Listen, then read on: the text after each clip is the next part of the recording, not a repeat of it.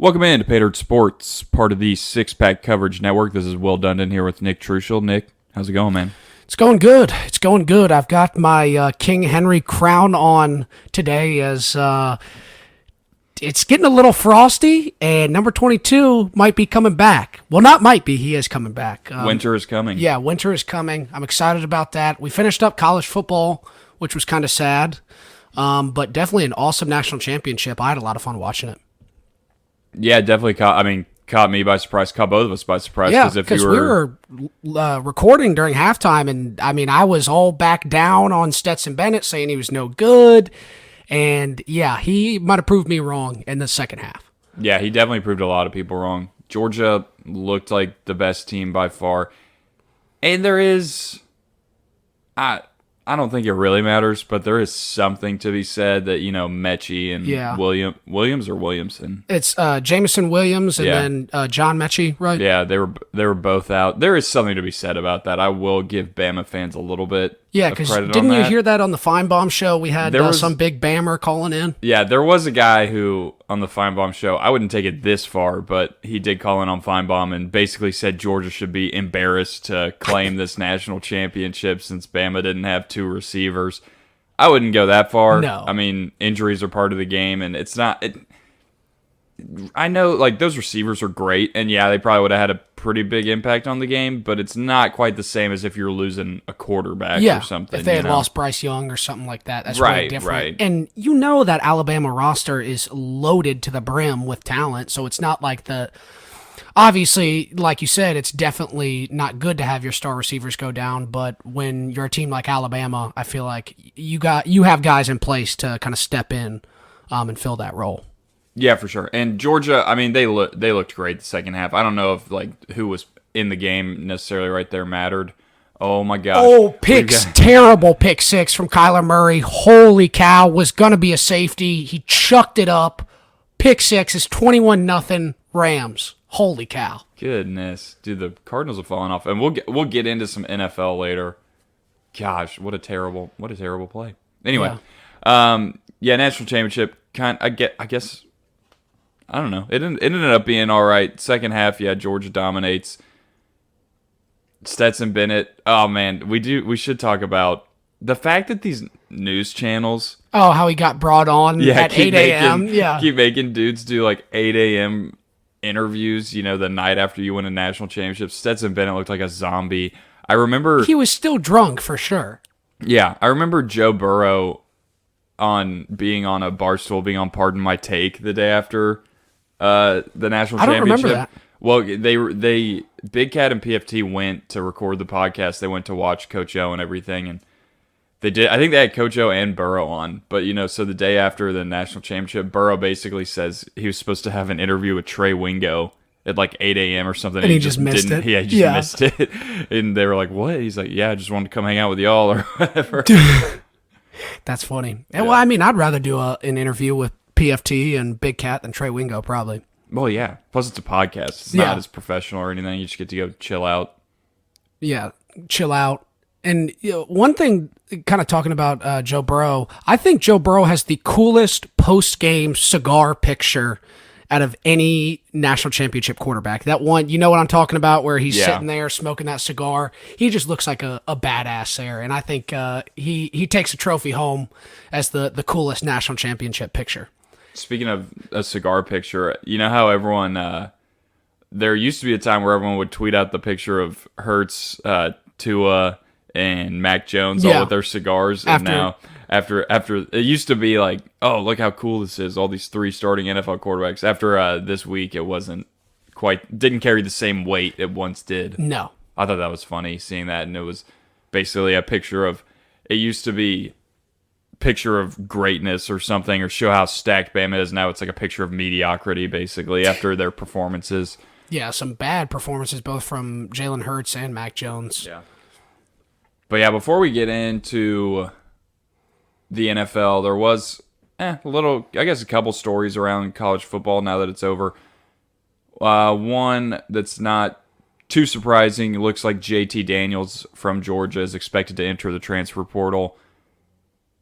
weird situation there. I mean, I always thought. Yeah, he's got so much talent, and I mean, he was so good as a freshman at USC. So good. So, but now it's like he hasn't seen really the field played. in 2 years. He played some last year. Yeah. He played in the bowl game and That's stuff right. That's and right. That's everything. right. But I don't. Yeah, it's just weird. You haven't seen a whole lot of him, and I mean, all you need is 1 year now, right? If he gets hot this next year, goes to the right place, then he'll be all right. And I think he will. But I just don't know who's on his list, where he's thinking about going. Honestly, maybe Oklahoma. I could see it. I'm thinking about it because I will mention Nebraska real quick. Give Scott Frost some props because he has been cleaning up in the transfer portal. Already got Casey Thompson from Texas at quarterback, along with Trey Palmer. Just got the number 1 JUCO running back. Yeah, got a running back, fire. and then got a running back from A&M, and then also just added Chubba Purdy from Florida State. So you got another quarterback, another top-ranked quarterback. Yeah, the Nebraska kind of went from no clue what to do at quarterback to now being maybe no clue because you have so much talent there. Well, now you have, I think, 4, maybe definitely 3, maybe 4 4-stars on your quarterback depth chart right now. So and competition is definitely very good for the quarterback position. For sure. That'll definitely be useful. But so the reason I say maybe JT Daniels hits up Oklahoma is because Chubba Purdy, it was down to Nebraska and Oklahoma. So Oklahoma's still, looking for that quarterback. They're still looking for that guy. And he would be easy to go fit in there. I don't know, though, if you're a quarterback, do you want to go play for Venables? Do you know, he's a how defensive he's guy. do? Yeah, I don't know. And then also we had kind of the other news in college football.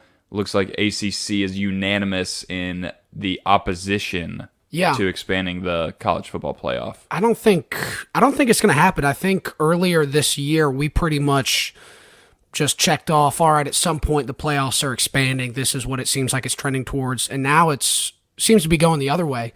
And like you said, the ACC came out, the commissioner came out and said they're against it. And I think, like we've discussed before, I don't know if expanding, oh my gosh, we just saw another crazy catch, but I don't know if expanding the playoffs would change anything.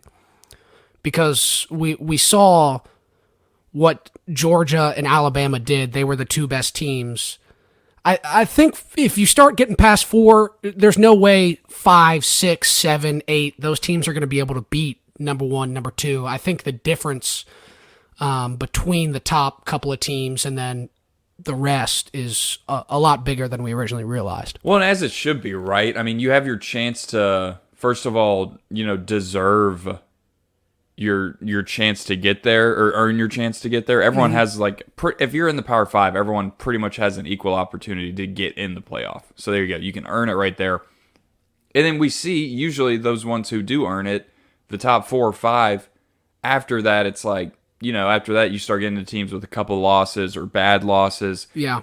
And they just wouldn't be able to keep up. It seems like there is a huge talent gap or a huge just drop off from that kind of 4th team to 5, 6, 7, 8, I mean, when you look at, can you pull up actually the final rankings for college football this year? I mean, we already saw, obviously Michigan was far and away down from Georgia. They get blown out, and they're ranked in there at number 3. Cincinnati didn't have a chance at Bama.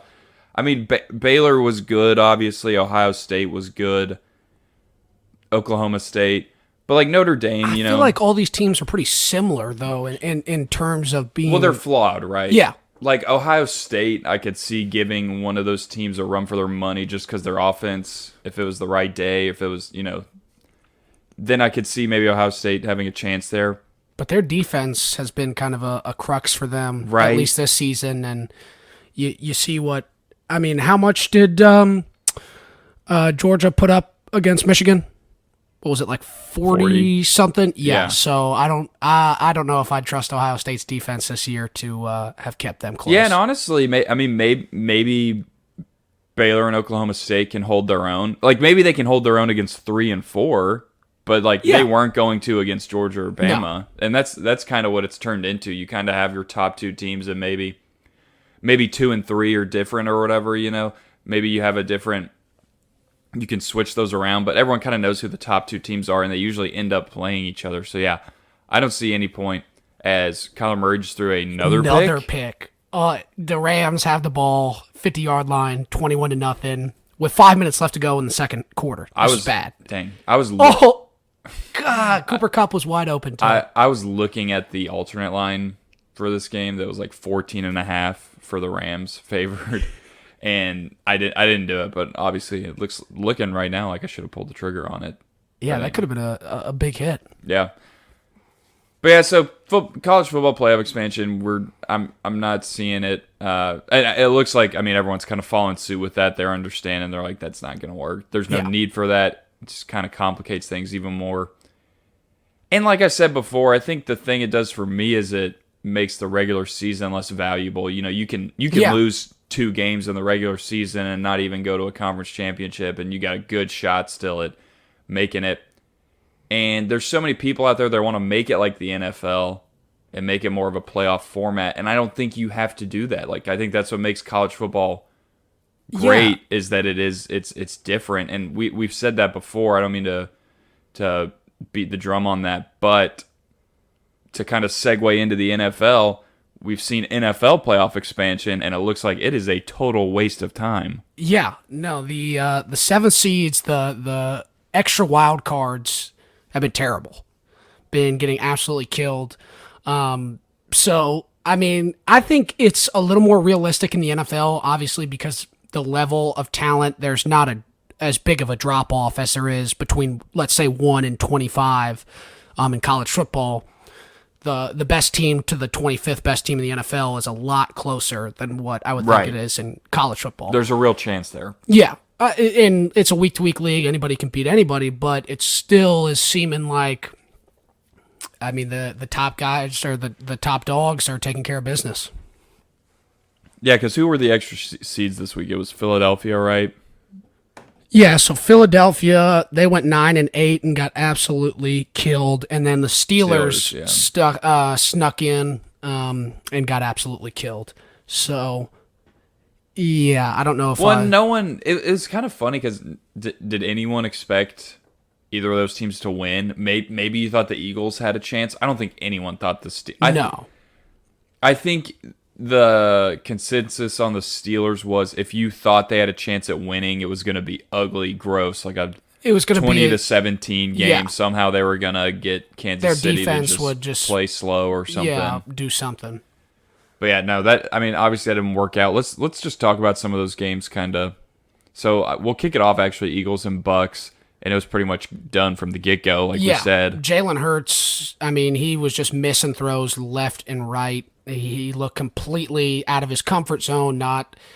You could tell he was just an inexperienced quarterback out there. And Brady just took care of business as usual. I think the Buccaneers are as good as they were last year. They're going to be dangerous to play in the NFC this year. Yeah, they're a contender, obviously. What are your thoughts on Jalen Hurts?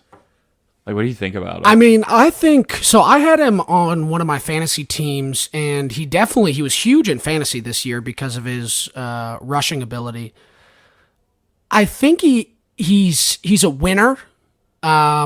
He's won pretty much wherever he went, both at Oklahoma and Alabama. He was able to step in this role and kind of take a starting job that wasn't really fully expected to be his yet. There were some question marks.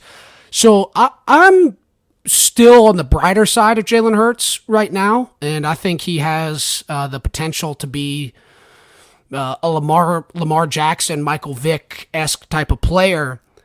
That's his ceiling, but I feel like his floor is pretty low too. I feel like he could also be, all right, now that everyone has a year of film on him, he's screwed next year.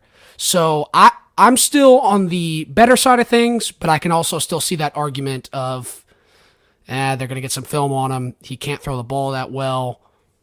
It's not going to work out. But like I said, I'm still kind of on the better side of things, so I'm hopeful to see what he can do next year. Yeah, I like Jalen Hurts. I don't see his ceiling as that high, though, just because obviously he's a mobile guy. He's athletic and he can give guys fits. And I've seen him at times be really effective. But I think Mike Vick and Lamar just have that, next, and Kyler Murray, honestly, have kind of that next level speed. I feel like that I don't like game breaking speed. Yeah, that I don't know if he has. Like he's faster than most of the guys rushing him, right? But it's like guys like Lamar and Vic and Kyler, they can just run around and no one's going to catch them. So I think that's what kind of separates them, obviously. And I just don't. The pocket presence, too, I feel like Jalen Hurts hasn't gotten quite. And that's something that's going to take time to adjust to. And obviously, we're talking about guys who've Mike Vick, 10-year career. Lamar Jackson is now in his 5th year or whatever. So we've seen them get some experience. But I don't know. I kind of think a little bit differently about Jalen Hurts. We'll have to see where he ends up. He's an easy guy to cheer for as part of it. Yeah, 100%.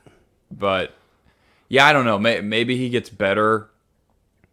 I just don't see him being I'm not scared of Jalen Hurts if I'm playing Jalen Hurts. Well, that's definitely Eagles. The mindset the Buccaneers went in with that game. They said, all right, we're going to sell out the run. Let's have Jalen Hurts throw the ball and try and beat us. And he exactly what they thought was going to happen happened, and he was not able to beat them by throwing the ball. Yeah. So let's scroll up a little bit. Let's actually go back to some of the Saturday games. So, yeah, you had Patriots-Bills was terrible. I mean, the Bills just steamrolled them. I mean, Belichick looked like he didn't know what to do out there with Mac Jones. The defense didn't show up, obviously. The heralded Belichick defense that everybody had been talking about. Mac Jones looked like a rookie. I think it was, the Bills played to their full potential. Like, the Bills played at their ceiling. Because that's why a lot of Titans fans right now are thinking, okay, so if we beat the Bengals, we're going to have to play the Chiefs or the Bills. And I'm thinking, okay, but yeah, the Bills still aren't their ceiling has always been that. Yeah. They're just inconsistent, though. And I mean, yeah, they did it against the Patriots defense, who I still think is respectable, obviously. But, when you have to play complimentary football and Mac Jones is out there, Mac Jones he's not ready for that stage. No. And I think he got exposed. I mean, finally, it's like, okay, you had fun, you played your regular season. They went 10-7. Yeah, now it's time for the experienced guys to have some fun. You see Josh Allen come in there and throw 5 touchdowns. You knew who was the more experienced quarterback and who was just more comfortable out there. So Josh Allen looked like he was ready for the moment, and he took care of business. He looked awesome. Yeah. He did. No, it definitely is making me a little bit more nervous. I was actually at a local establishment, Crow's Nest, watching the football game, and Bills Mafia was showing out. The place was packed with Bills fans. And I went to the Titans-Bills game a couple years ago.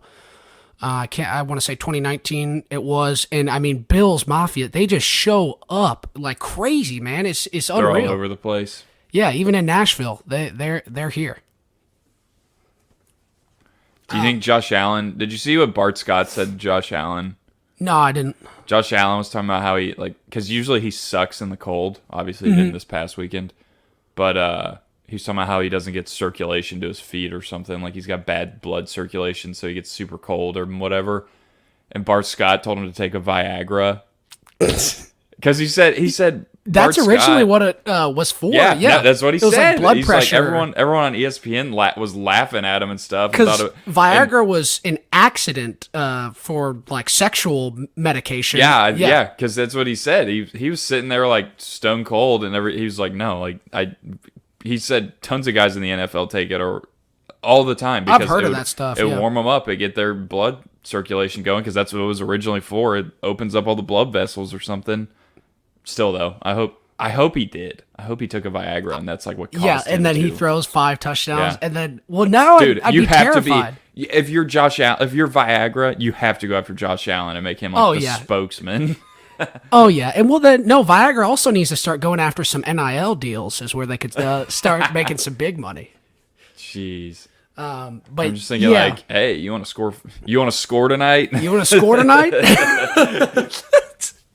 Okay, that could actually be a great tagline for Viagra. I think we got a winner there, Will. You just got to get Josh Allen on board. I don't know if he would, because then you got this young guy using Viagra, and he's like, wait, do I really want to be known for? Be known as the guy. But anyway, we'll move on. Raiders Bengals. So Bengals, they look pretty good. Good game. It was a good game, and it was a tough fought game, and definitely. I don't know. I guess you could say, yeah, I'll take the Bengals as a Titans fan. I think I would have rather played the Raiders, but it's just because Jamar Chase scares me as a Titans fan. I feel like he can get hot with Burrow. I mean, one cool stat that I saw today. So in the upcoming game, Titans-Bengals, there will be 7 players from that 2019 LSU National Championship team. Wow. 7 in that one game is crazy. Let me see if I can find the list real quick. Yeah, because you got Burrow and Chase, you got Christian Fulton on the Titans. And then Torrey Carter, our fullback, right. Racey McMath, Yep. wide receiver. And I'm looking for the list here. I can't find it, but there was one or two other no names. But yeah, just kind of listing off those guys. Interesting to see how talented that roster was and how many NFL players. What'd you think about the whole whistle blown on that Burrow TD? I think I'm gonna miss that one. No, I thought you were gonna talk about the Dak Prescott. Hurry up, we can get into that later. So Burrow's running to the sideline, throws the ball, and it looked like he may have stepped out of bounds when he threw it. Yeah, but he didn't. Throws it, and I forget who caught it. Maybe T. Higgins or Boyd or someone catches it, touchdown. But like you could tell, and it was in real time, so everything's kind of going fast. But it sounded like you heard a whistle somewhere. And then you go to replay. They interviewed all these guys after, asked Burrow, and he's like, "No, I didn't hear a whistle." Well, of course he's going to say that. But so you look back, he's running to the sideline. He definitely does not step out of bounds. So then then everyone starts complaining, saying they heard a whistle. And when I saw it again, I saw the replay, and it wasn't he runs, he throws, and it's like right before the ball hits the receiver's hands, you hear a whistle. So it was a late whistle either way. So it was technically, yeah, they blew at least from the replay I saw. So as long as the replay I saw was accurate, I just want to make sure I wasn't watching a slow-mo one or something. Yeah, but I don't think I was. The audio wasn't synced up right. Right. I don't think I was. So I'm thinking, because everyone's being ticky-tack right, if the whistle's blown, you have to blow the play dead. But I'm like, okay, it was right before, the ball is literally at his hands and the whistle is blown. And there's no, it had no effect on anything. Yeah. In my opinion. So it was kind of, I guess, not even that relevant anyway, because the whistle was blown way too late. I don't think so. I'd like to hear someone argue with me about that, because I'm like, if you watch that whistle had no effect on anything. And I wonder, so it was confirmed a referee did blow a whistle. I mean, I heard it, yeah. Yeah. Or could it have been a rogue fan who snuck in a whistle or something like that? It was definitely a ref on the field, you're saying? I mean, I guess I didn't check, but I'm pretty sure. I'm 90% sure it was a ref. Yeah. But anyway. I mean, besides that, the Bengals, they took care of business, but I'm with you. I don't know. I'm not super worried about the Bengals. I know they have receivers and everything, but I think the front four, and again, we can get into that in a second. We can talk about the Titans later. Well, they just lost their best defensive tackle. Just got placed on IR, which is going to be huge as the Titans' offensive line is really starting to come together later in the season here, especially with Henry coming back. We're going to need it. Right. What other games did we have? Well, we can get to the Cowboys 49ers that I was talking about, that crazy finish with Dak Prescott spiking the ball and there being no time left. And did you see the play where the ref kind of rammed into the center and then Dak Prescott? But I'm totally on the side of the ref here. I know Mike McCarthy was talking about it. All the Cowboys fans were throwing stuff at the refs as they were leaving the stadium. Who would ever? How dare they, right? Oh, how dare they, yeah. How could Now, fan base Cowboys throw stuff? have done that. George has done that. We're starting to see, yet there was only one team that made national news for doing it, and I happened to be at that game. Yeah. But, yeah, I was totally on the side of the ref here. You got to give him a chance to spot the ball. I mean, since when can Dak Prescott and the offensive line spot the ball and snap it? Yeah, well, so first of all, Dallas, by some miracle, gets the ball back, too, right? Jimmy G's doing everything he can to lose that game. Yeah. Throws a terrible pick. I mean, yeah. Well, yeah, because what happened, actually, on that last drive the Niners had? How did the Cowboys... There was a false start. Yeah, that's what it was. False start on that the killed QB it. sneak or whatever. So, yeah. So, Cowboys get the ball back, and they're moving the ball down the field super fast. You have plenty of time. And I saw it. There's 14 seconds left, and I was like, they could throw one right across the middle and spike it if they want to. Mm-hmm. And they didn't do that. They decided to run. And it takes a little time. It's like a QB draw almost. Yeah, it was a QB draw, and it takes a little time to get going, I guess. And part of that, I'm like, dude, if you're Dak, first of all, you got to get down. Yeah. Once you get 10 yards, get down. Don't just keep going. No. Because it's a timing thing. It's irrelevant because it's going to be a 20, 25-yard shot at the end zone no matter what. So why try? You're already on their side of the field. It's not even going to be a Hail Mary. So that was dumb. Then, so the only argument I could accept is, the ref was kind of behind the play. However, Dak knows you can't he handed the ball to his center. You don't just get to snap the ball. You don't get to spot it yourself. Yeah. That would be awesome. So the ref had to come up, snap, and the Cowboys are now in the ref's way. That was the thing. Everyone was mad at the ref but he's trying to get through the line, and they're in his way, and they're already set. The line was set, and he's like, no, I have to spot the ball, you idiots. Yeah, I don't know what was touches going it, and then they heads. run out of time. So, I totally blame it all on the Cowboys for that instance. And also, the Cowboys shot themselves in the foot all game. They had so many penalties. Well, yeah. What is the stat since 1996? The Cowboys have won one playoff game or something like that. Sounds right. I don't know. It's either zero or one. I know it's one or two. Dak has one playoff win. Okay, then it's one. Yeah. But yeah, I think the Cowboys are cursed. They're not. They just can't win playoff games right now. I don't even know what kind of direction do you go in as a Cowboys organization because this was kind of your year. Yeah, well, you were supposed to have their defense was really good this year. Trayvon Diggs was supposed to be good, and his second half of the season was kind of garbage. Dak Prescott slowed down second half of the year. Zeke hasn't been as effective. Some injuries piled up on the offensive line. It's just this, like you said, this was supposed to be the Cowboys' year. They had the defense. They had all the stars healthy. And they just couldn't do it. I mean, I could also... I'm thinking of the argument, was McCarthy ever the right hire? Was that kind of dumb to give a guy who... Yeah, he won a Super Bowl, but it seemed like he was stagnant. I wouldn't say on a slope. He wasn't going downhill or anything, but he definitely wasn't... Very complacent. I don't think... when the Cowboys hired McCarthy... I wasn't like, oh, they're going to win a Super Bowl. Or even they have a real shot at a Super Bowl. I said they hired a guy who has won a Super Bowl before, but I wasn't expecting them to just take off because of that. So I don't know. I mean, who did they have Jason Garrett right before this? Or did they have anyone in between? No, Garrett was... and then Garrett got canned from New York.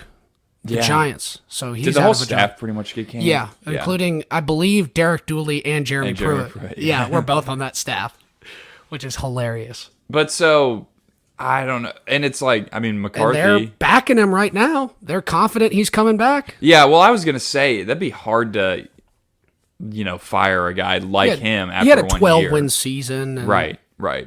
I mean, it was regular season success. But I mean, yeah, what do you attribute it to though? If you think you have all the players and everything, and you're playing a Niners team that is solid, but you should, in my opinion, the Cowboys should beat the 49ers. Yeah. 100%. I think the Niners are... The Niners have a better defense, but I don't think it's that big of a difference. And the Cowboys' offense should be light years ahead of that 49ers offense. Jimmy G is the guy who is going to, like, hang on. Yeah. Like, I think... Hang on for dear life. I think if... And he'll win, right? But I do think if... I meant to say this earlier. I think if Jimmy G was on the Patriots...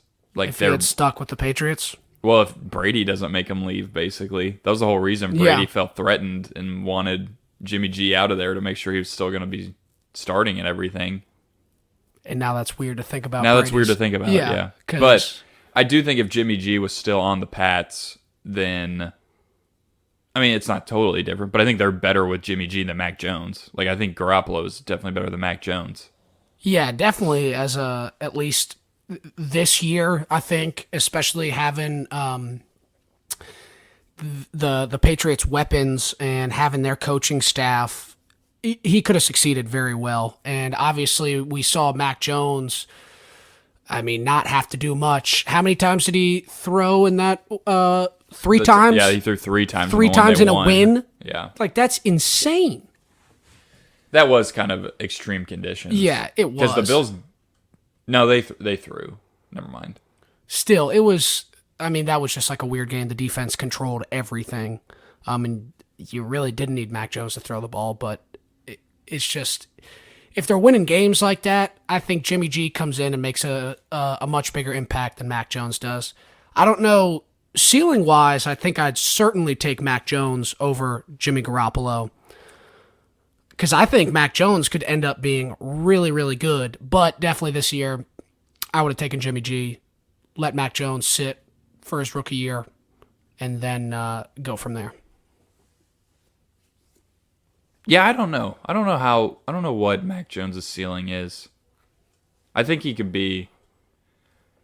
I mean, there's definitely times this year where I saw, like, he throws a good ball and everything. Yeah. I don't...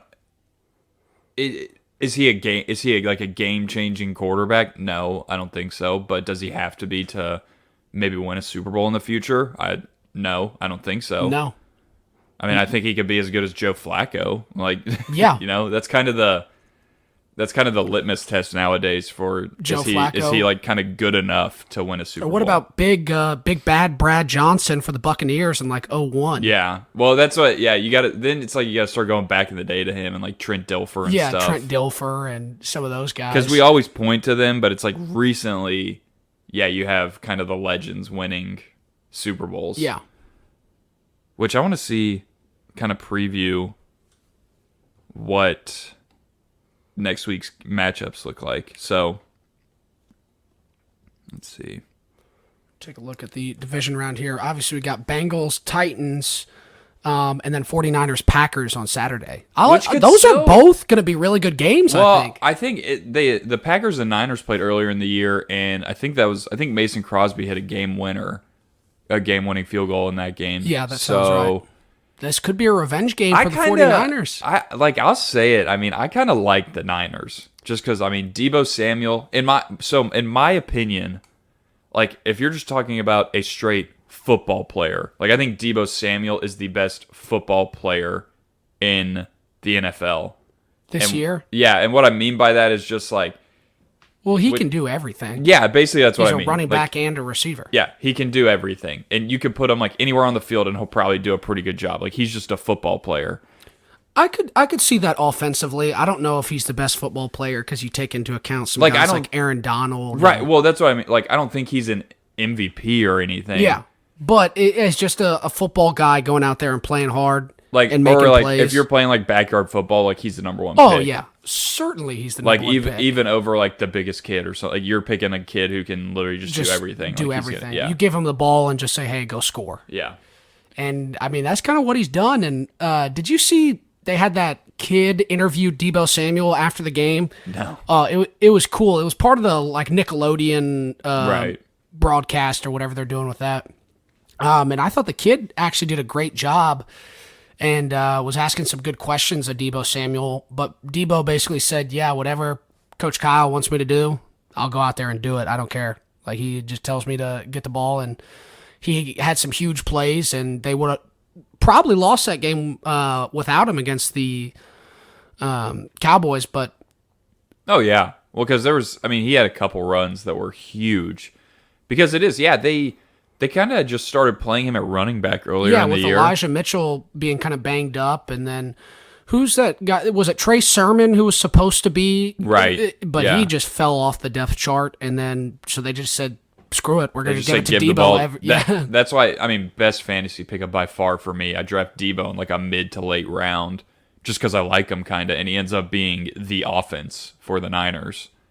And no one's really been able to stop it. I mean, they pretty much run their offense through him, and no one's really been able to stop it. Yeah, you know what's coming. You know that Garoppolo is not going to be too big of a threat, that he'll make some kind of game management decisions. They're going to run the ball with Elijah Mitchell a little bit, but you know that Debo just kind of jet sweep coming half the time. You do a jet sweep, you throw a slant route. Ayuk has been playing better. He started off, he had like a really slow first half of the season, but then kind of had a strong second half. Kittle was banged up and now is back. Yeah.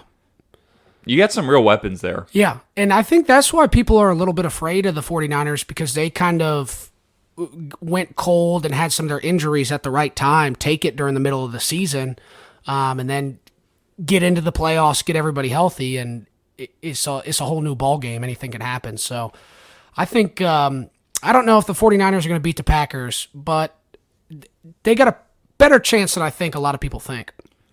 Yeah, I think they have a chance. The only thing for me is I think the Packers have looked like the best team in the NFL all year. They just kept winning. Would they go did they go 13-4? 13-4, yeah. Okay. And they just sat out the game against the Lions, so Right. they could have gone 14-3. Yeah, the Packers, well, their pass rush is so much better, and their secondary has been playing well. That's what has killed Aaron Rodgers in the past is, yeah, he'll put up 32 points, but his defense will give up 42. So if they're kind of meshing together more, and it seems like they are, they're getting, I believe they just got Zadarius Smith back off IR. They're going to be a dangerous team on both sides of the ball. So, yeah, I'd be very afraid of the Packers. Definitely. And so, okay, who are the Bucks playing? So the Buccaneers are going to play the Rams most likely. Right, yeah. After tonight. Yeah, I mean... Which that should be, in my opinion, a good game. Yeah, that's going to be a really good game. I think the Rams squeeze out that win just barely, but, I mean, it's going to be tough. The Rams definitely peaked it. They went cold, like, beginning of the middle of the season. Yeah, when the Titans kind of spanked them. Right, because then I think they lost to the Packers after that or something, so they kind of just had a tough stretch.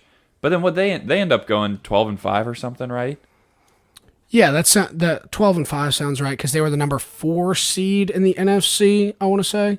Anyway, I mean, it was around there. They had a great record. Yeah, does it have it on there? Yeah, they were 12-5. Yeah, okay. So anyway, that'll be fun to watch because it looks like OBJ's kind of coming into his own again. Holy cow, he has more touchdowns, or maybe it's tied. Who would have thought OBJ was the genius and all that in the Browns move? He was right. He was actually just totally right. He was like, give me the ball more. And look at what he's doing now. He has 6 total touchdowns with the Rams and 6 total touchdowns with the Browns. And he's done it a lot quicker with the Rams. And he actually got his first playoff touchdown today. I believe it. Because, I mean, he's played on some crappy teams. Yeah. Being stuck with the Giants as we're watching the Manning cast right now, seeing Eli up there. Kind of their first really rookie season after that. OBJ just kind of, I mean, he had 1450 his rookie year and had all the crazy catches and stuff like that. And second year he followed it up, but I think he might have finally found his home here in LA. Him and Stafford look real comfortable together. Cooper Kupp on the opposite side helps a lot. Van Jefferson is out there making noise. So it definitely helps when you have a better quarterback, better receivers. Has Robert Woods been injured for a while? Like, yeah, he's kind of been... Is he even... Yeah, well, I think he's out the rest of the season. Yeah. Okay. So I think getting OBJ... It was like the day after they got OBJ, he tore his ACL or something like that. I can't remember the injury exactly, but it was season ending. I know that. Yeah, and then we've got Bills Chiefs, which is kind of the one everyone's looking forward to. Two high scoring offenses. I think the Chiefs are going to take care of business just because I think the Bills are too inconsistent. Yeah. I think it's going to be. Why don't we both go ahead and give our AFC and NFC championship predictions? I'm thinking Chiefs, Titans, AFC championship. And then I'm going Packers, Rams, NFC. Yeah, and I feel most confident in the Titans beating the Bengals, which scares me, obviously. Yeah, because whenever you're confident as a Titans fan, it's usually not a good sign. But, I mean, I'll obviously say Titans. And then, well, I think, like, my brain tells me the Chiefs should win this game. Because I think they've been consistent. They haven't lost since the Titans beat them. It's in Arrowhead. It's in Arrowhead. The Bills are just too inconsistent for me. I'm going to go with the Chiefs. I mean, they haven't lost in months. 12 weeks? Yeah, whatever it is. Almost 3 months now. And I think their defense is a little better. Oh, yeah. They've tightened up their defense a lot, for sure. So I'm going to go Titans, Chiefs as well. But then I'm going to go... I'm going to go Bucks. I'm going to say the Bucks still beat the Rams. And then I really just want to say Niners. Yeah, I knew the Niners was coming. I knew it. I think I'm going to say Bucks Niners just because I think... I would love that NFC Championship. That'd be awesome. Maybe. I mean, Shanahan and LaFleur is going to be a good kind of coaching matchup. Yeah. And I'll say it again. My brain tells me Packers, but for some reason, I just think the Niners are kind of... They're warmed up, you know. I will say, Jimmy G did hurt his shoulder. It said he's going to practice this week. So that's the only thing to keep an eye on. And do you even know who the backup quarterback is for San Francisco? No, I have no idea. It was Nick Mullins. Trey Lance. Oh, yeah. Trey Lance. Duh. Yeah, God, that's terrible. As a brain fart there. But hey, like maybe Trey Lance comes in and... No. Well, at the beginning of the season, I did say Trey Lance was going to be the best quarterback out of everybody. So I'm sticking with it. Still could be. We don't know. Like I don't know. The Packers' defense is pretty good, though. Yeah, that's the one big thing that's different that I have seen about the Packers this year is their defense is legit. Yeah, you know what? Screw it. I'm going to say Bucks Packers. I'm still going to say Bucks, but Packers they're good, man. They're just really good. And they've got the proven winner in Rodgers. They have everything. They literally have everything. You have one of the best receivers in the league. You have arguably the best quarterback in the league, and your defense is better than it's been in years. The offensive line has looked very good. You got two good running backs. Yeah. Aaron Jones and A.J. Dillon. Are both smash and dash. Well, it is going to be in Green Bay, too. I mean, that's... Lambeau Field. When you talk... Yeah, if you're going to talk about home field advantage, places like Lambeau Field is where... And Arrowhead, I would say. Yeah. But especially for Mile teams... High, Denver. Especially when you're playing a team like San Francisco... Like, I know guys, I mean, they're all professional football players. They play in the cold and stuff, but it's got to be different for guys who are playing in San Francisco all the time to go up to Green Bay, Wisconsin, where it's probably going to be 5 degrees, you know, with the wind chill at -10. So, we'll see. But yeah, I'm going to say Bucks, Packers, and then Titans, Chiefs. All right, I like that. And yeah, looking at the weather here, it's going to be 16 degrees in Green Bay. So that is, I think you might be right about that. And that's going to be tough for the Niners to get warmed up, get the circulation going, as Josh Allen would say. Yeah, popping Viagra. And go out there and get a win. So, yeah, I don't think it'd be awesome. I just kind of want to say, 49ers. Yeah, I just kind of want to say the Niners, but it's anyone who is picking against the Packers doesn't, like, they have no reason to they have nothing to back that up with. Yeah. No, there's not much you could find other than, hey, maybe, as we just saw a crazy Odell Beckham Jr., but 25-yard pass right there, double pass. He's got good touch, man. He does. He's thrown a couple of balls, yeah. He's got good touch. Yeah, it was just a swing pass back to him, and he throws it back. I mean, it was what do they call it? Just a throwback, basically. Yeah. Running back runs a wheel route to the other side of the field. But anyway, yeah. What were you saying about the playoffs? Oh, well, I was just. I mean, you don't really have any argument against the Packers, like we were saying. There's no really holes that you can poke through that team, and you can poke holes through the 49ers team. So, I mean, I think that's kind of the story coming up there. And now we'll close it out with, obviously, our boys in two-tone blue. Tennessee Titans have the Cincinnati Bengals coming to town. Well, I'm just going to call us the number one AFC or the number one team in the AFC. Yeah. I'm not even going to refer to us as Titans. We're just the number one team in the AFC. But yeah, you got everyone's talking about Joe Burrow, Jamar Chase, how great they are. What are your thoughts, Trucial? Give them to me. I mean, Jamar Chase is definitely a guy that I'm scared of. But like the Packers, we've seen a Titans defense kind of completely flip the script here. Last year, we were begging our defense to just not give up 35 points, and we'd win the game, basically, because Henry was playing so good. Tannehill was playing great. The pass rush is so improved. Our secondary is getting healthy. I mean, I really think the Titans have it all, and obviously I do have some bias, but trying to take as much of that out as I can. The Titans look complete. I mean, we have possibly the best front seven in all of football. The defensive line has been incredible. Danico Autry, probably the biggest unsung hero of the year. So, I mean, I can really just talk about the defense all day long. We know what we're going to get. Well, I guess we don't know what we're going to get out of the offense because Henry's coming back. But we do know we're going to get a strong rushing attack. As Vrabel said, it doesn't matter who's out there on Saturday. That's how we play football, and we're going to stick to it. So I think from looking at the defense, looking how well we can run the ball, those are the two most important things in the playoffs. Titans are going to make a run as the Rams continue to pour it on. Yeah, geez, it's going to be... Yeah, I think it's safe to say the Rams will be playing the Bucs next week. I don't know. 28-3 comeback. Yeah. My rule though for any football game is 28.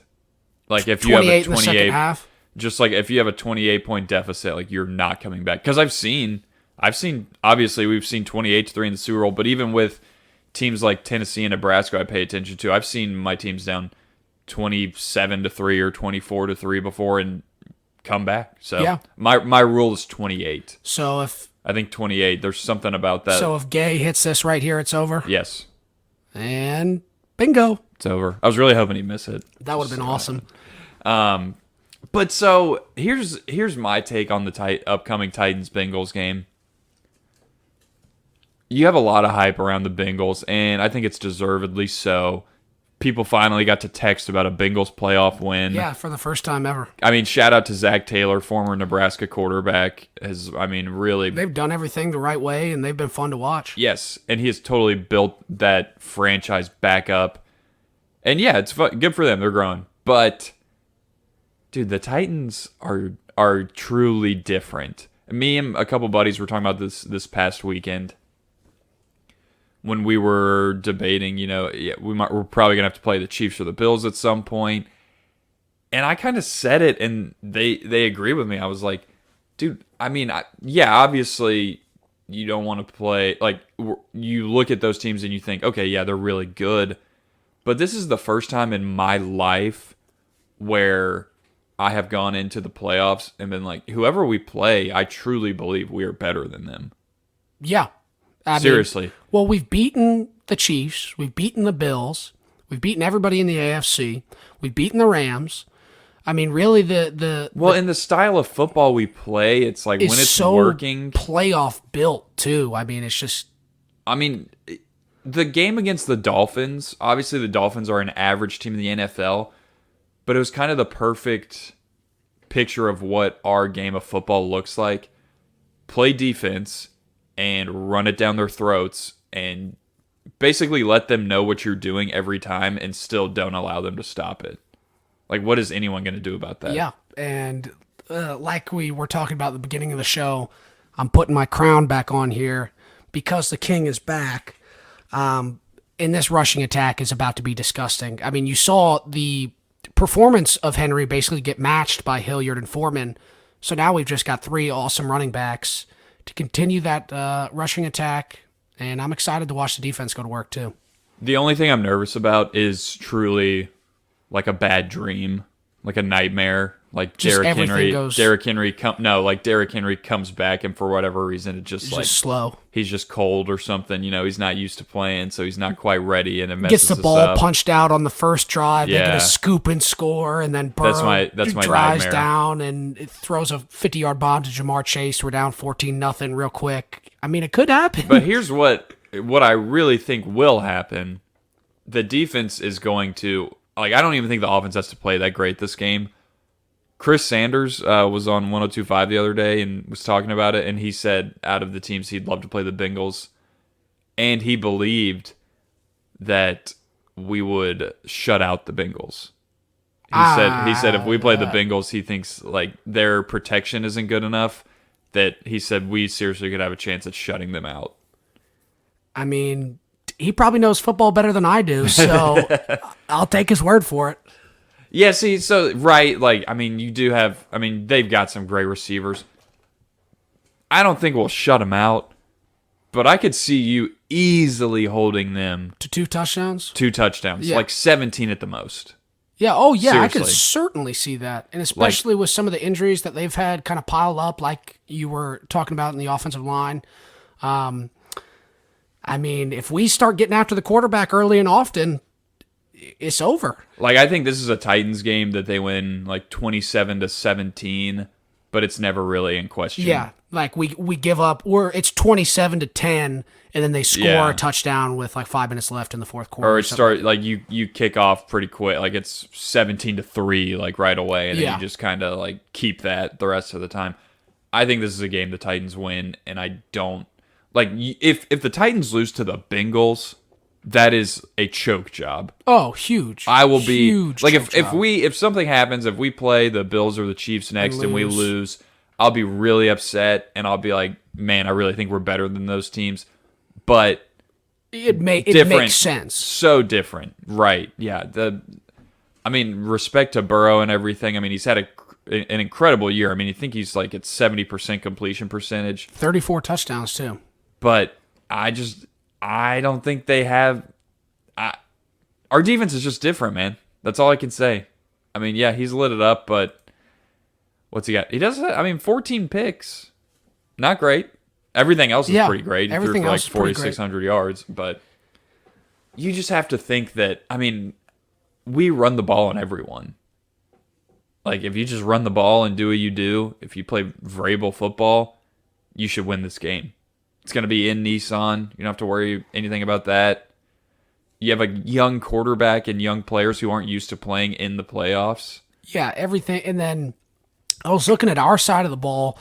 We've got 12 or 13 guys who started more than 5 playoff games in their career. You have experience. That's the thing. A lot of experience. The Bengals, I know they won the last game, but it's also at home too. So you kind of have that safety blanket a little bit for the younger guys.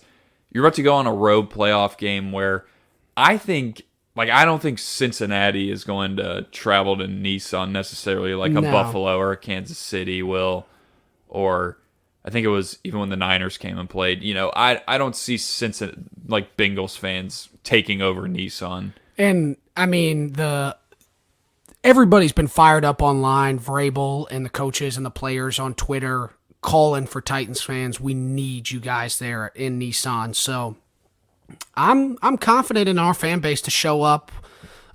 We haven't always been there before, but sticking with the common theme, this year's different. Are you going to the game? I haven't decided yet. I have not decided yet. Talking about it today, I know there's going to be some big tailgates going on in Lot J. So it could happen, but those tickets are pretty expensive. And I was looking at some AFC Championship that's the thing, tickets too, and they were $600 for upper deck. I might have to start doing some Uber Eats or something, get some extra income. Because, dude, if we have an AFC Championship and Nissan, I gotta go. I mean, I really want to go to both. The more now that we're talking about it, I really want to be there this upcoming week. But it's going to cost you about $1,200 to go to both games. To go to both? Yeah. Gosh. I'm gonna look it up right now. Because, yeah, I bet the ones this week are at least 3. Yeah, that's what, and I'm sure you can scalp or kind of scrap something together. That's what it would come down to, right? But, you're still you can't bank on just finding a diamond in the rough, Yeah, it's been pretty expensive from what I've seen. It'd be awesome to go to an AFC Championship game, but I don't see it in my future unless Pater takes off in light years. We need to get some media passes. Yeah, we should. We deserve media passes. So it's looking like, yeah, these are about $227 a piece for nosebleeds. And then with fees and all that. That's the thing, right? Yeah, you're gonna end up spending another $40 or something probably, if not more. I don't know. I'm gonna have to think about it. I might not go this week. Like maybe I'll get lucky and someone will have an extra ticket, or you can always. That's what's kind of nice about living in Nashville. Like yeah, so you got can a real luck chance. Into one. Yeah, you can luck into one. But the AFC Championship ticket, I'm probably gonna have to buy that one for myself. I think I'm gonna have to do it. I'm gonna figure out a way to get to the AFC Championship if we win on Saturday. That would be sick. Anyway, you got anything else you want to talk about?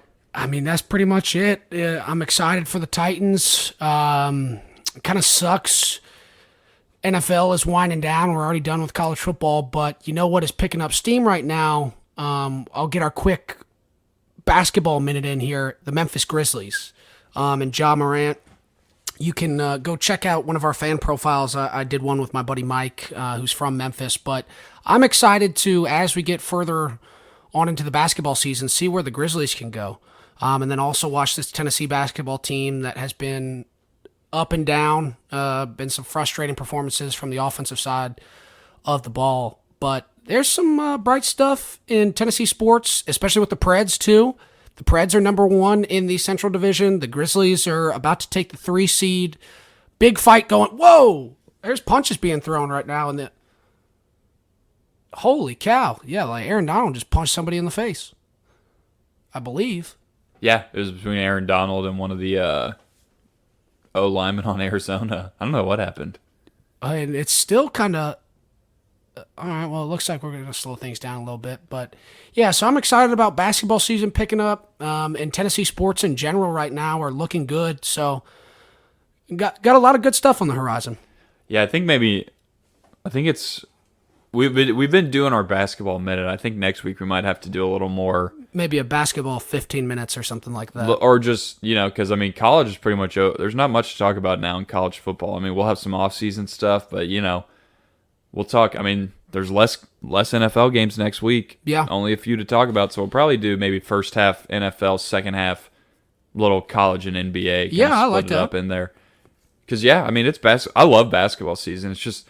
And I think most fans are this way. It's hard to transition fully into basketball when you still have real big-time football going on, especially if your team's in it.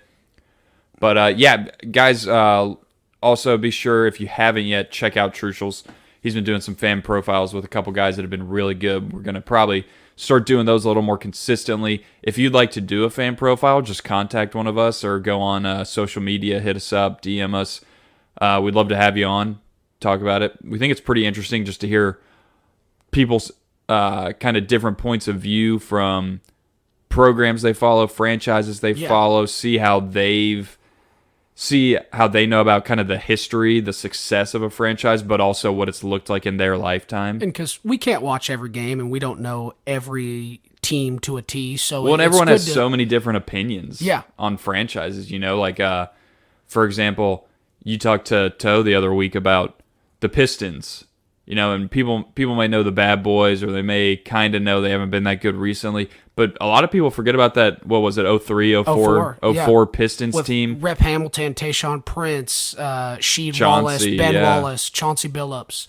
That team was nasty. It went through... You had a flash in the pan there where you got a ring. And a lot of... there's plenty of teams that don't get to experience that. And I think a lot of fans... Especially our age, we were pretty young when that happened. A lot of fans forget that that's a championship team over there. Championship team. Detroit Pistons, they're legit. Yeah. So, Guys, yeah, be sure to tune into those. Check them out if you haven't already. Be sure to hit us up if you'd like to do one. Be sure to let us know if there's any other segments you want us to cover. We will try to get into a little more basketball here coming up as things kind of heat up on that side. Guys, thanks again for listening. Be sure to check us out on Twitter at paydirt_sports, on Instagram at paydirtsports, and be sure to check us out on the Six Pack Coverage Network, sixpackcoverage.com. We'll have everything up there. Be sure to check them out. They've got everything from food, travel, sports, anything you can think of. They've got it. Guys, thanks again for listening, and we will see y'all next week. See you next week.